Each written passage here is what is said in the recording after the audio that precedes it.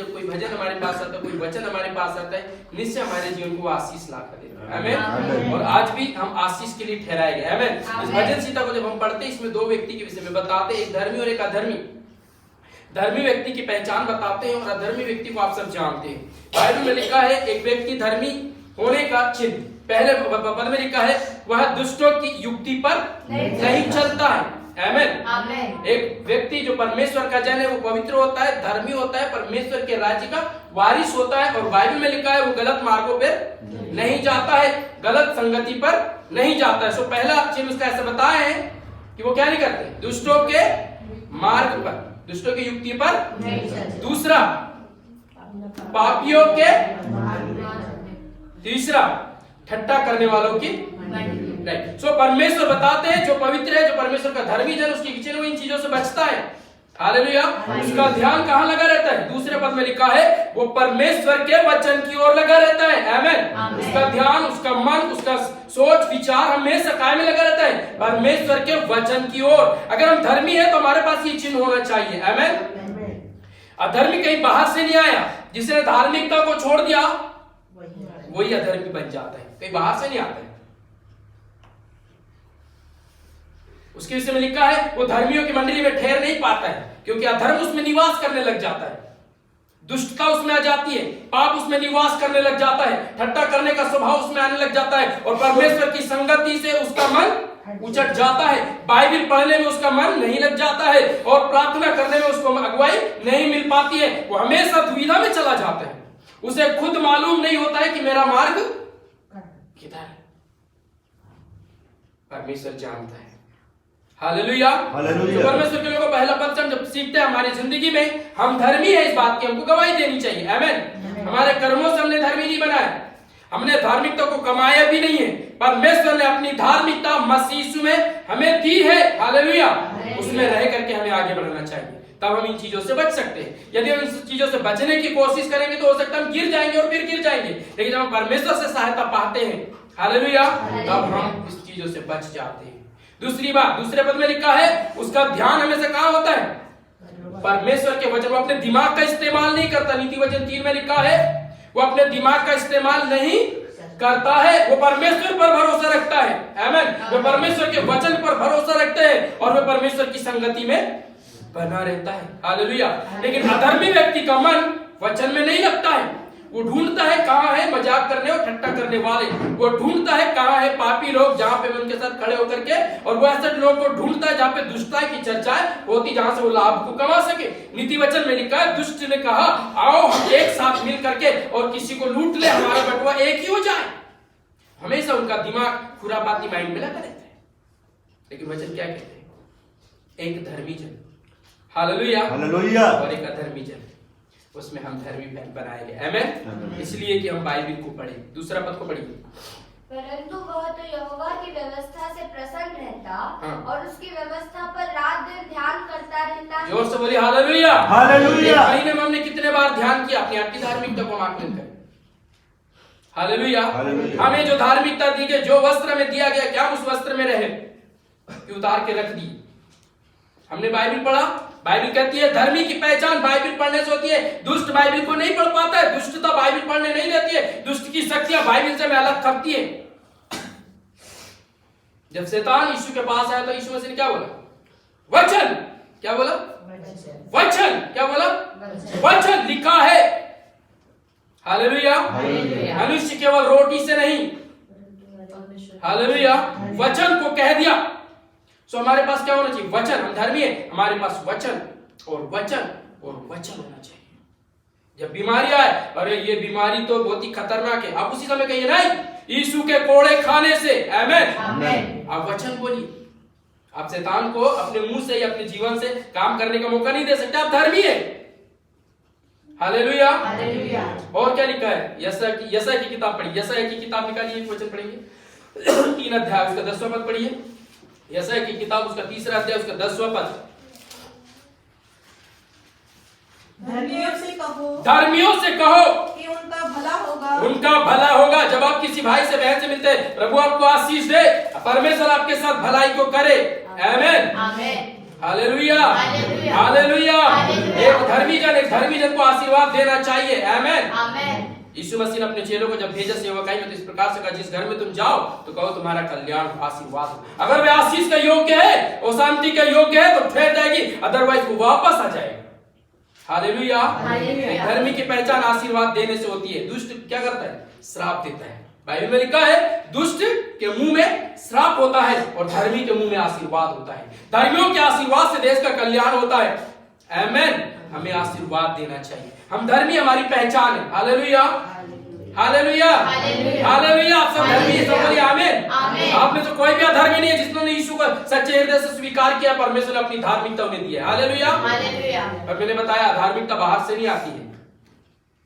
धर्मी ही लोग धार्मिकता को छोड़ देते हैं, तब अधार्मिकता वास करती है। एक व्यक्ति धार्मिकता में जीवन जीता है, लेकिन जब उसका मन विचलित हो जाता है कि मैं ऐसा कर लूंगा, वैसा कर लूंगा, इसको धोखा दे दूंगा, तब वो दुष्टता की ओर जाने लग जाता है और फिर लोग उसको दुष्ट कहते हैं। अभी इसमें ऐसा लिखा है, उसका मन कहां नहीं लग रहा है? बाइबल में। मैं यीशु के नाम से प्रार्थना करते सबका मन बाइबल में लगे। आमीन। सबका मन बाइबल पढ़ने में लगे। आमीन। परमेश्वर का रिवलेशन आपके पास हो यीशु के नाम में। आमीन। तब आप कॉन्फिडेंस के साथ कह सके जिंदगी का रहस्य यही है। हालेलुया। आप कह सके मूसा ने क्यों यहोशू से कहा परमेश्वर का वचन पढ़, नहीं तो दुष्टता आ जाएगी। परमेश्वर के वचन को पढ़ तो सफलता आ जाएगी। परमेश्वर के वचन को पढ़ तो मार्गदर्शन मिल जाएगा। परमेश्वर के वचन को पढ़ यरदन नदी में रास्ता खुल जाएगा। वचन को पढ़ यरीहो की शहरपनाह गिर जाएगी। हालेलुया। ये तेरे साथ होना चाहिए। आमीन। और दुष्टता के पास ये नहीं होता, दुष्ट के पास ये नहीं होता। इसमें क्या लिखा पढ़िए 5वां पद। इस कारण दुष्ट लोग अदालत में स्थिर न रह सकेंगे और न पापी धर्मियों की मंडली। धर्मियों की मंडली में ठहरना उनके लिए मुश्किल है। उनका मन व्याकुल हो जाता है। वचन सुनते समय उनका मन व्याकुल हो जाता है। वचन को स्वीकार करने में उनका मन व्याकुल हो जाता है। लेकिन आप धन्य हैं, आप वचन को सुनते हैं। आमीन। आप धर्मी हैं, आपके लिए आशीष है। तीसरा पद पढ़िए। वह उस वृक्ष के समान है जो बहती नालियों के किनारे लगाया गया है। जोर से बोलिए हालेलुया। हालेलुया। आप उस वृक्ष के समान है जो सही स्थान पर लगाया गया है। आमीन। आमीन। आमीन। आपका लगाया जाना आपकी ओर से नहीं, परमेश्वर की ओर से तय है। हालेलुया। आज आप यहाँ हैं, आपकी मर्जी से नहीं, यह परमेश्वर की ओर से तय है कि आपके पास ये वचन और आप आशीषित हो जाए।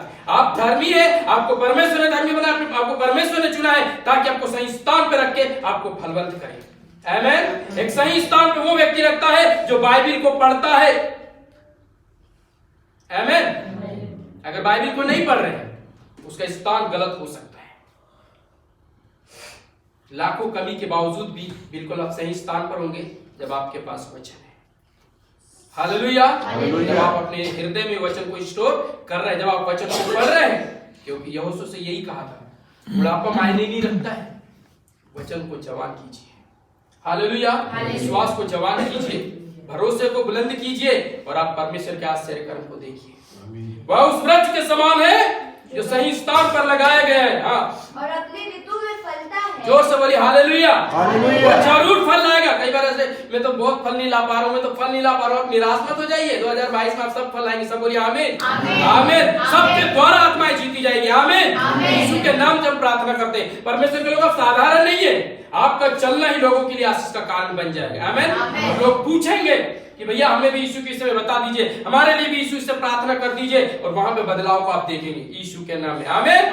आमीन। और बाइबल में लिखा हुआ अपनी ऋतु में जरूर, ये वो समय है आपको फलवंत परमेश्वर कर देगा। हालेलुया। आपको चिंता करने की, निराश होकर के बैठने की जरूरत, और अधिक आप बाइबल पढ़िए, और अधिक और अधिक। आप क्या देंगे? किसी को जब बताना हो तो क्या बताएंगे? जो आपके पास होगा। कुछ लोगों ने कहा मैंने तो 3-4 दिन से, 1 सप्ताह से, 1 महीने से बहुत बाइबल स्टोर करके रख लिया हूं, राइट टाइम करके रख लिया, प्रचार करने। क्यों प्रचार करोगे? पहले खुद को करो। किसको? बाइबल किसके लिए? पहले खुद के लिए। क्या सीखा है मैंने, क्या मैंने उससे आशीष पाए, तब आप कॉन्फिडेंस के साथ कह सकते हैं। हालेलुया। हालेलुया। तो बाइबल आप पढ़िए और पढ़िए और पढ़िए, आपको परमेश्वर फलवंत करेंगे। आमीन। यूहन्ना 15 अध्याय में लिखा, तुमने मुझे नहीं चुना है, मैंने तुम्हें चुना है, सूखने के लिए नहीं, काट के फेंकने के लिए नहीं, मैंने नियुक्त किया है तुम फल लाओ, जरूर फल लाओ। जो मुझ में बना रहता है वो समय पे फल लाएगा। हालेलुया। और जो कुछ तुम पिता से मांगोगे इस राशि को, आमीन, और पिता दे देगा। हालेलुया। जो प्रभु का वचन कहते हैं वो अपनी ऋतु में फलता है। आमीन। नेक्स्ट, और जिसके पत्ते कभी मुरझाते नहीं। हालेलुया। निराशा में भी आप आशा और उम्मीद को देखेंगे, समस्याओं में भी आप समाधान को देखेंगे, बीमारी के मध्य में आप चंगाई और चमत्कार को देखेंगे। परमेश्वर के लोगों, ये यीशु के नाम में आपके जीवन में होगा। आमीन। दुनिया कुछ भी कह दे, वहां आप परमेश्वर की महिमा को देखेंगे। दुनिया कहां से भी गुजर रही है, आप सही रास्ते पर चल रहे होंगे। हालेलुया। और आखिरी बात, इसीलिए जो कुछ वह पुरुष करे वह सफल होता है। आमीन। आमीन। आप सब सफल हो जाए। आमीन। जो कुछ करे सब यीशु के नाम में सफल हो जाए। आमीन। सफलता का रहस्य इस संसार के तरीके से कभी आकलन ना करना प्रियो। सफलता का रहस्य कभी संसार के तरीके से आकलन नहीं करना। संसार का व्यक्ति कैसा सोचता है, आकलन करता है, वो सोचता है मैं जल्दी से पढ़ लिख करके क्या कर दूं, नौकरी हासिल कर दूं, जल्दी से नौकरी हासिल करके एक अच्छा बड़ा मकान मैं बना लूं, और एक अच्छा बड़ा मकान बना के मेरे घर के सामने एक मेरे मनपसंद 4 व्हीलर हो, और मेरी इनकम का सोर्स ज्यादा हो, और मेरे चारों तरफ बहुत ही अच्छा वातावरण हो, और तब मैं कह सकता हूं कि मैं सफल हूं। पर बाइबल ऐसा नहीं कह जाती है। उत्पत्ति की किताब 39 अध्याय को जब आप ध्यान से पढ़ेंगे तब पता चलेगा कि सफलता का रहस्य रियल में क्या है। पढ़ना पड़ेगा। पढ़िए उत्पत्ति की किताब 39 अध्याय। हालेलुया। इसलिए जो कुछ वह पुरुष करे वह सफल होता है। एक पद से पढ़िए। जब यूसुफ मिस्र में पहुंचाया गया, तब पोतीफर नामक एक मिस्री ने, जो फिरौन का हाकिम और अंगरक्षकों का प्रधान था, उसको इस्माइलियों के हाथ से जो उसे वहां ले गए थे मोल लिया। यूसुफ अपने मिस्री स्वामी के घर में रहता था और यहोवा उसके संग था, इसलिए वह भाग्यवान पुरुष हो गया। और यूसुफ के स्वामी ने देखा कि यहोवा उसके संग रहता है, और जो काम वह करता है उसको यहोवा उसके हाथ से सफल करता है। जोर से बोलिए हालेलुया। कोई अपनी स्वतंत्रता नहीं है कपड़े पहनने की, अपनी कोई इच्छा को पूरा करने की स्वतंत्रता नहीं है। वो गुलामी में बेचा हुआ एक बंधुआ मजदूर है, पर बाइबल कहती है वो सफल है। आमीन। मायने नहीं रखता परिस्थिति, मायने नहीं रखता इनकम सोर्स, आप जिस कार्य को हाथ लगाएंगे वो सब सफल हो जाएगा यीशु के नाम में। आमीन। हमको पहले सफलता को समझना है प्रियो। कई बार मैं सोचता हूँ मेरा बैंक बैलेंस हो जाए तो वो सफलता हो जाए। बाइबल ऐसा नहीं बताती है, बैंक बैलेंस से सफलता नहीं है, और बहुत अच्छा कुछ कर जाने से सफलता नहीं है। सफलता परमेश्वर की उपस्थिति आपके साथ होती है और आप कार्य करते हुए सफल होते, लोग आशीषित होते, उसको कहते हैं सफलता। आमीन। और बाइबल में लिखा जो कुछ भी यूसुफ करता था परमेश्वर उसके हाथ से कार्य को सफल करता था। और इस बात को एक अन्य जाति व्यक्ति ने देख लिया, तो उसने क्या किया, उसने अपने सारे घर का अधिकारी बना दिया। बाइबल में लिखा जब से उसको अधिकारी बनाया उसी दिन से परमेश्वर ने उसकी भेड़ बकरियों पर, खेती बाड़ी पर, घर द्वार पर, लेन देन पर, व्यापार पर, सब पर आशीष दिया। एक दिन उसको झूठा आरोप लगा के कहां डाल दिया। अब सोचिए वो तो असफल हो गया ना। हालेलुया। सफलता का महत्व तो स्वतंत्र रहने से नहीं है, जेल के अंदर भी वो क्या है, सफल है। जो पुरुष परमेश्वर की ओर ध्यान लगाता है, जो परमेश्वर के वचन की ओर ध्यान लगाता है, जो परमेश्वर के वचन को आदर करता है, पुरुष जेल में भी सफल होता है। पढ़िए उसको।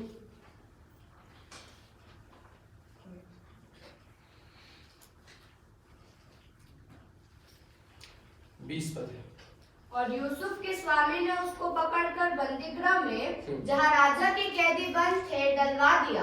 अतः वह उस बंदीगृह में रहा। और यहोवा यूसुफ के संग संग रहा और उस पर करुणा की, और बंदीगृह के दारोगा के अनुग्रह की दृष्टि उस पर हुई। इसीलिए बंदीगृह के दारोगा ने उन सब बंदियों को जो कारागार में थे यूसुफ के हाथ में सौंप दिया, और जो जो काम वे वहां करते थे वह उसकी आज्ञा से होता था। यूसुफ के वश में जो कुछ था उसमें से बंदीगृह के दारोगा को कोई भी वस्तु देखनी न पड़ती थी, क्योंकि यहोवा यूसुफ के साथ था, और जो कुछ वह करता था यहोवा उसको उसमें सफलता देता था। जोर से बोलिए हालेलुया।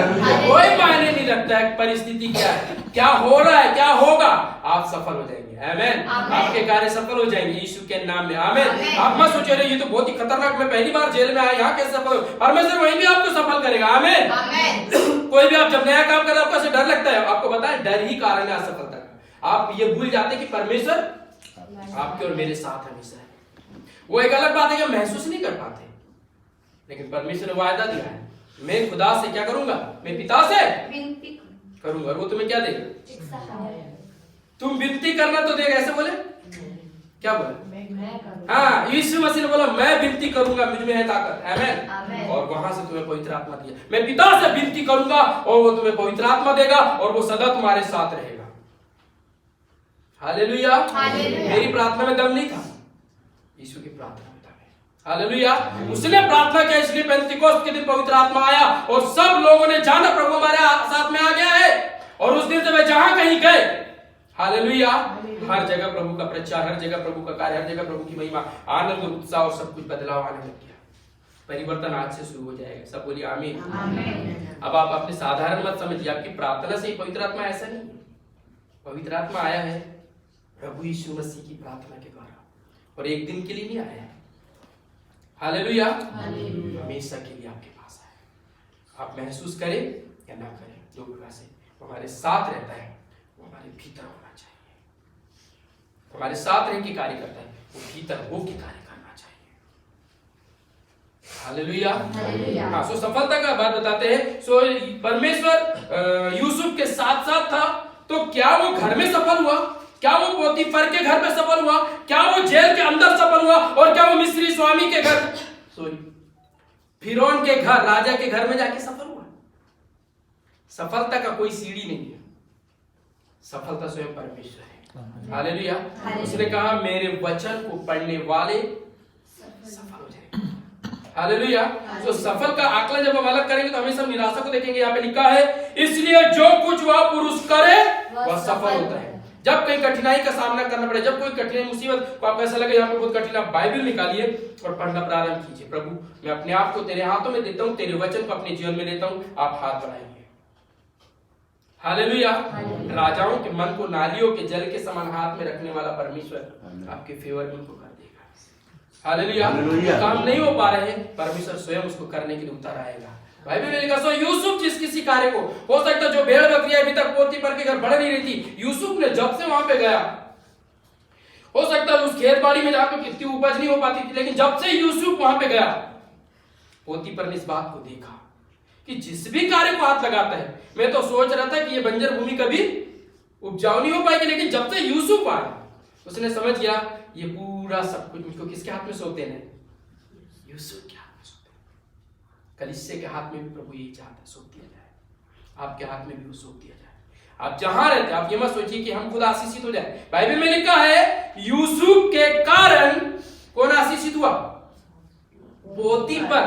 किसकी प्रोस्पेरिटी हुई, पोतीफर। किसका धन बढ़ गया, अरे मैं इसके लिए क्या काम करूं, ईमानदारी से परमेश्वर मेरे साथ है, जो जिम्मेदारी मुझे दी है, आज मैं छोटा करूंगा, कल बड़ा करूंगा, और फिर मैं राष्ट्र के लिए करूंगा।